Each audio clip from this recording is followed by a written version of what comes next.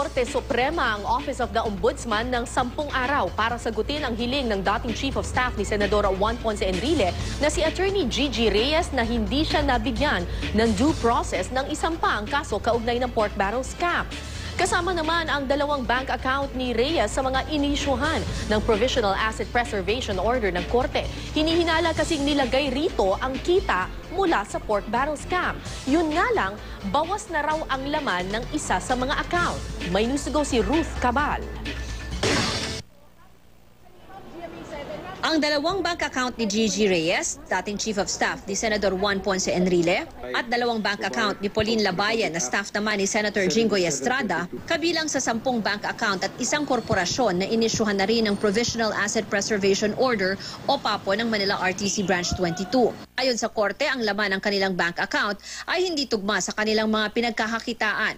Ang mga account posibleng pinaglagakan daw ng kita mula sa pork barrel scam. Ang problema, bawas na raw ang laman ng mga bank account.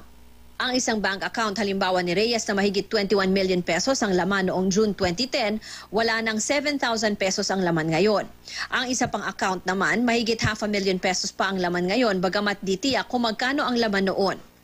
Habang ang isang bank account naman ni Labayan, 1,000 pesos na lang ang laman. 94,000 pesos naman ang laman ng isa pa. Sakop din ang kautusan ng bank account ni dating Representative Samuel Dangwa na mahigit 54 million pesos ang laman. Pero 26 million pesos lang daw dyan ang hindi pwedeng galawin dahil ito lang daw ang nai-deposit sa account ng whistleblower na si Ben Hurluy base sa testimonya niya. Bawal na rin galawin ang mga account ng biyanan ni Napoles na si Adelina at kanyang bayaw na si Alfonso, bagamat di naaabot sa 5,000 piso ang laman ng mga yan. Sakop din ng utos ang account ng korporasyon ni Napoles the First Integrated Bonding and Insurance Company Incorporated na may lamang mahigit 13 million pesos at account na isang Washington Y Plaza na may 33 million pesos. Kaugnay pa rin sa pork barrel, pinababalik ng Commission on Audit ang 1.84 billion pesos na halaga ng Priority Development Assistance Fund o PDAF mula sa 3 senador at 4 na mambabatas na hindi pinangalanan.